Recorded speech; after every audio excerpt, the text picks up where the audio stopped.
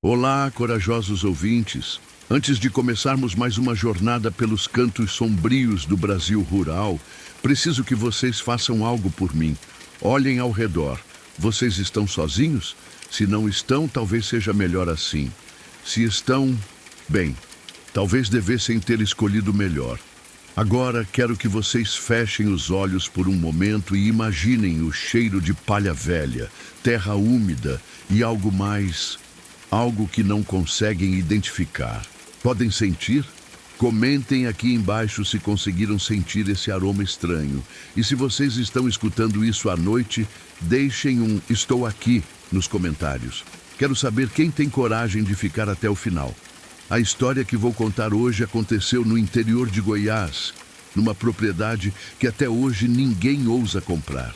Uma terra onde o tempo parece ter parado, onde os ventos carregam mais do que apenas folhas secas. Se em algum momento durante esta narrativa vocês sentirem que algo não está certo ao redor de vocês, não digam que eu não avisei. Ativem o sininho, deixem o like para que mais pessoas tenham coragem de escutar. E vamos descobrir juntos por que o Celeiro dos Condenados recebeu esse nome. Era outubro de 2019, quando recebi a ligação que mudaria para sempre minha percepção sobre o que é possível neste mundo. Meu nome é Carlos Henrique, sou engenheiro agrônomo e há 15 anos trabalho avaliando propriedades rurais para grandes investidores. Já vi de tudo: terras improdutivas, invasões, disputas familiares sangrentas. Mas nada, absolutamente nada, havia me preparado para a Fazenda Santa Clara. A ligação veio de um escritório de advocacia em Goiânia. Uma propriedade de 300 hectares, 3 gerações na mesma família, estava sendo colocada à venda por um preço irrisório. O advogado, Dr. Menezes, falava de forma evasiva sobre o motivo da venda. Questões familiares, dizia sempre. Os herdeiros preferem não manter a propriedade. Quando perguntei sobre o preço tão baixo, a linha ficou em silêncio por alguns segundos antes dele responder. Dr. Carlos, existem terras que valem menos pelo que carregam do que pelo que produzem. Essa frase ficou martelando na minha cabeça durante toda a viagem até a fazenda. Peguei a estrada na madrugada de uma sexta-feira, dirigindo minha caminhonete por estradas cada vez mais estreitas e desertas. O GPS parou de funcionar quando entrei numa estrada de terra que parecia não ter fim. Foram 4 horas de poeira e buracos até avistar o portão da Santa Clara. Era um portão de ferro forjado, alto, ornamentado, mas completamente tomado pela ferrugem. As letras do nome da fazenda estavam desgastadas, algumas faltando, dando um aspecto fantasmagórico à entrada. O que me chamou a atenção foi o silêncio. Nenhum pássaro cantava, nenhum inseto zumbia. Era um silêncio pesado, opressor, como se a própria natureza evitasse aquele lugar. Estacionei próximo à casa-sede, uma construção colonial que um dia deve ter sido majestosa. Suas paredes brancas agora mostravam manchas de umidade que pareciam lágrimas escuras escorrendo pelas janelas. As venezianas estavam todas fechadas, dando à casa um aspecto de olhos fechados num rosto morto. Mas não era a casa que estava ali para avaliar. Era o terreno, os pastos, a capacidade produtiva. Caminhei pelos campos com meu equipamento, fazendo anotações, medições, fotografias. A terra era boa, fértil, com acesso fácil à água. Não conseguia entender por que estava sendo vendida tão barata. Foi quando cheguei à parte oeste da propriedade que vi o celeiro. Era uma construção imponente, bem maior que a casa principal. Suas paredes de madeira eram escuras, quase negras, e o telhado de telhas vermelhas contrastava de forma perturbadora com a escuridão das tábuas. Havia algo profundamente errado com aquela construção. Era como se ela sugasse a luz ao redor, criando uma sombra mais densa que o normal. Aproximei-me da grande porta dupla do celeiro. Estava destrancada, mas as dobradiças gemeram como um animal ferido quando a abri. O cheiro que saiu dali não era apenas de palha velha ou madeira úmida. Era um odor doce e enjoativo, como frutas apodrecendo, misturado com algo metálico que fez meu estômago embrulhar. O interior do celeiro era imenso. Feixes de palha estavam empilhados até o teto, formando uma espécie de labirinto. A luz que entrava pelas frestas do telhado criava padrões estranhos no chão, como se desenhasse símbolos que minha mente não conseguia decifrar. Foi então que ouvi o primeiro sussurro. Era baixo, quase inaudível, como vento passando por folhas secas. Mas não havia vento, e as palavras, embora indistintas, pareciam formar frases que vinham de todos os lados ao mesmo tempo. Caminhei entre os feixes de palha, tentando identificar a origem do som. Meus passos ecoavam de forma estranha, como se o celeiro fosse muito maior por dentro do que parecia por fora. A cada passo, os sussurros ficavam mais claros. Não deveria ter vindo. Sai daqui enquanto pode. O celeiro guarda seus segredos. Meu coração começou a acelerar. Tentei me convencer de que era apenas o vento, ou talvez ratos entre a palha. Mas as vozes eram distintas, diferentes umas das outras, como se múltiplas pessoas estivessem sussurrando ao mesmo tempo. Foi quando cheguei ao centro do celeiro que vi. No meio do espaço havia uma área circular onde a palha havia sido removida, deixando o chão de terra batida à mostra. E nessa terra havia marcas. Não eram sulcos naturais ou marcas de ferramentas. Eram símbolos, desenhados com algo escuro que havia penetrado profundamente no solo. Aproximei-me para fotografar as marcas, mas minha câmera simplesmente não funcionava. A bateria que estava cheia quando entrei no celeiro havia se esgotado completamente. Tentei usar o celular, mas a tela permanecia preta, mesmo com o aparelho ligado. Os sussurros ficaram mais altos, mais urgentes. Agora conseguia distinguir palavras claramente. Ele vê. Ele sempre vê. Não pode sair. Ninguém sai. Junte-se a nós, junte-se ao celeiro. Decidi que era hora de ir embora. Virei-me para sair, mas descobri que não conseguia encontrar a porta. Os feixes de palha pareciam ter se movido, fechando os caminhos que havia usado para entrar. Cada corredor que explorava terminava numa parede de palha compactada. O pânico começou a tomar conta de mim. Corri de um lado para outro, procurando desesperadamente a saída, mas o celeiro parecia ter se transformado num labirinto infinito. E a cada minuto que passava, os sussurros ficavam mais altos, mais próximos. Aceite seu destino. O celeiro escolheu você. Sua família já sabe. Eles sempre souberam.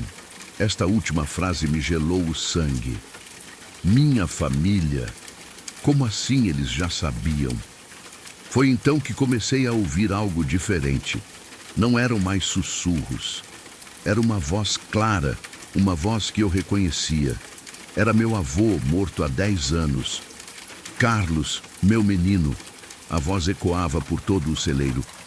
Você veio como eu sabia que viria. Como seu pai veio antes de você. Como eu vim antes dele. Vovô, gritei para o vazio. Onde você está? Estou aqui, meu filho. Sempre estive aqui. Todos nós estamos aqui. A família Henrique tem uma dívida com este lugar. Uma dívida que passa de geração em geração. Que dívida? Do que você está falando? A voz do meu avô ficou mais próxima, como se ele estivesse bem ao meu lado. Seu bisavô, Antônio Henrique, trabalhou nesta fazenda como capataz. Havia uma seca terrível, 1932, e o gado estava morrendo. O patrão, Coronel Batista, disse que quem salvasse a fazenda ganharia terras próprias. Eu continuava procurando a saída, mas agora prestava atenção na história que meu avô nunca havia me contado. Antônio descobriu que havia água num poço artesiano nos fundos da propriedade. Mas quando foram cavar, encontraram algo mais: ossos humanos. muitos ossos, escravos que haviam sido enterrados ali décadas antes.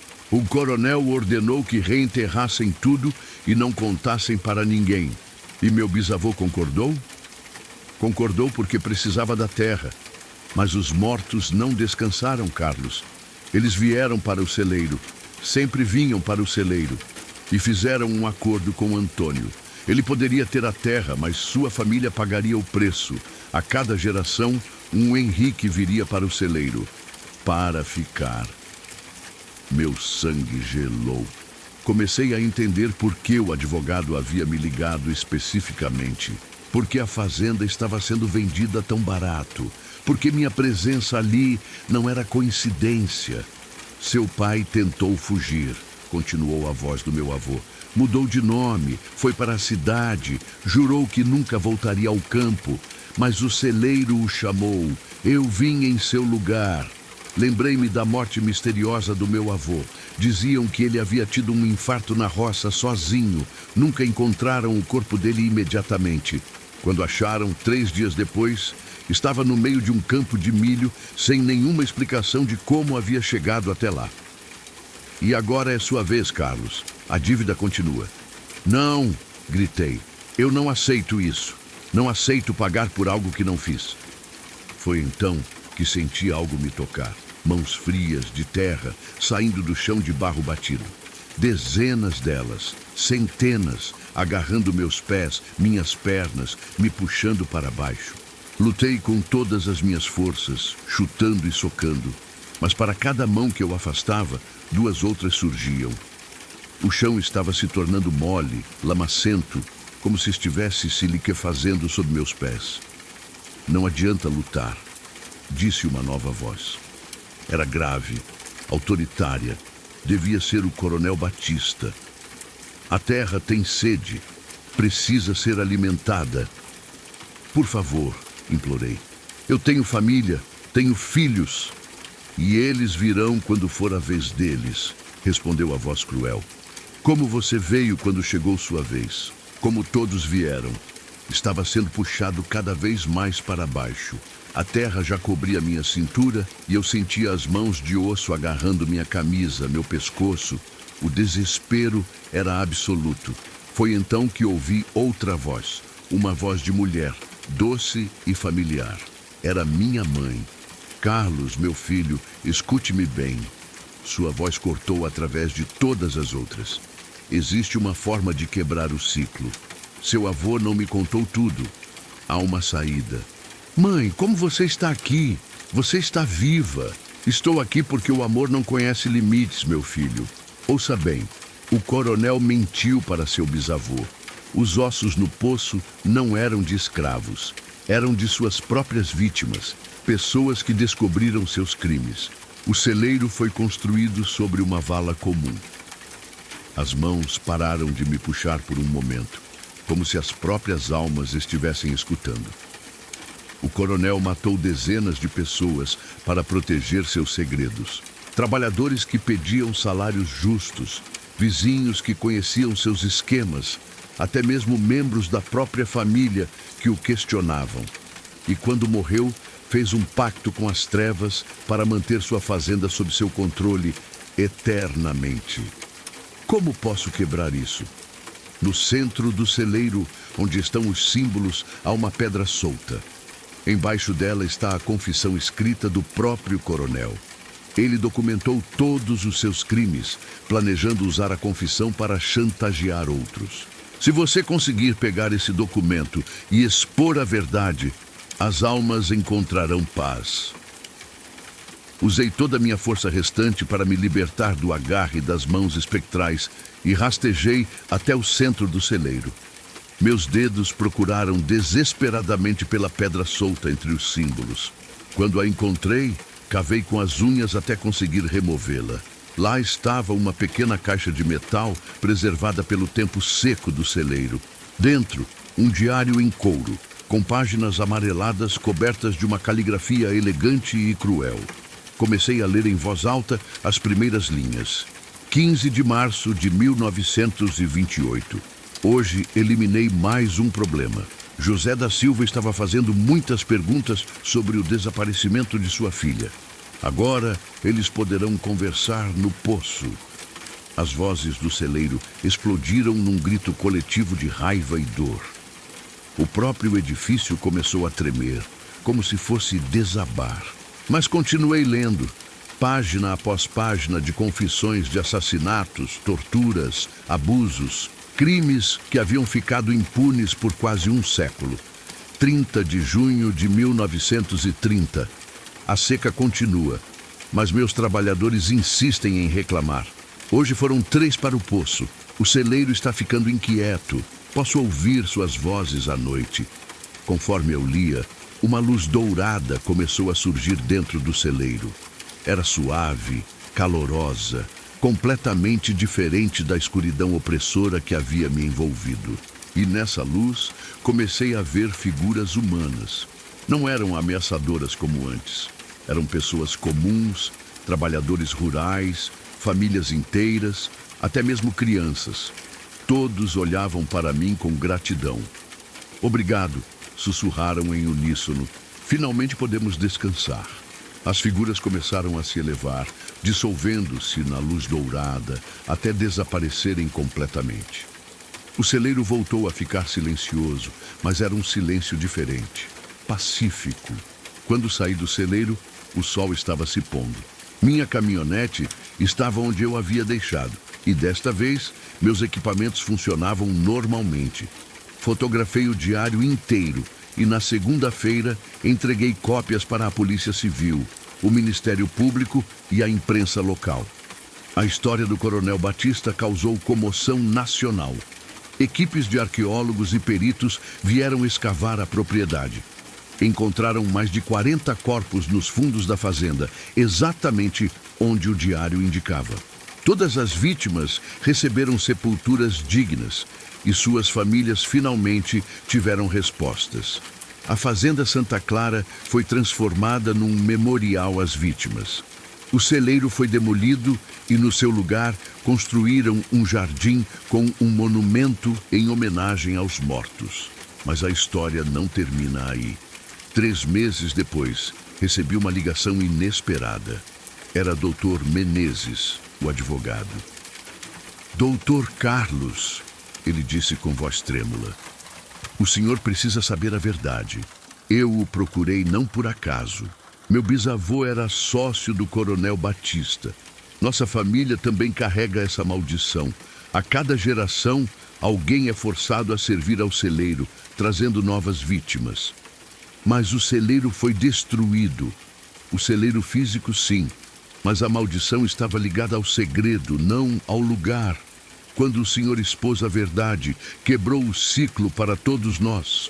Minha família, a sua, todas as famílias que foram obrigadas a servir aquela abominação durante décadas, finalmente estamos livres. Naquela noite, sonhei com meu avô. Ele apareceu para mim pela última vez, mas agora estava diferente. Estava em paz, sorrindo. Obrigado, meu neto, ele disse. Você fez o que nenhum de nós teve coragem de fazer. Escolheu a verdade em vez do silêncio. Agora posso descansar. Desde então, nunca mais trabalhei avaliando propriedades rurais. Mudei de profissão, tornei-me pesquisador de crimes históricos não resolvidos. Descobri que há muitas outras fazendas, muitas outras famílias presas em ciclos de maldições e silêncio. Mas aprendi uma lição que levo para sempre. Às vezes, os mortos não buscam vingança. Eles buscam justiça. E quando encontram alguém corajoso o suficiente para contar suas histórias, podem finalmente encontrar paz. O celeiro dos condenados não existe mais. Mas outros lugares como ele ainda existem, espalhados pelo Brasil rural, guardando segredos que alguém um dia terá coragem de expor. Se você algum dia se deparar com uma propriedade sendo vendida muito abaixo do preço de mercado, se ouvir histórias vagas sobre questões familiares ou problemas antigos, lembre-se desta história. Nem sempre o que parece ser uma pechincha é realmente um bom negócio. Às vezes, você não está comprando apenas terra. Está comprando uma dívida que pode durar gerações. E agora, enquanto termino de contar esta história, olho pela janela da minha casa na cidade e vejo algo que me faz sorrir. É um jardim simples, com flores coloridas balançando na brisa noturna. Ali, onde antes havia um celeiro de horrores, a vida finalmente floresceu novamente. Mas se vocês ouvintes estão escutando esta história e de repente sentiram um arrepio, se ouviram um sussurro que não sabem de onde veio, ou se notaram que o silêncio ao redor de vocês ficou pesado demais, bem, talvez seja apenas sua imaginação. Ou talvez o celeiro dos condenados tenha encontrado um novo lugar para se esconder.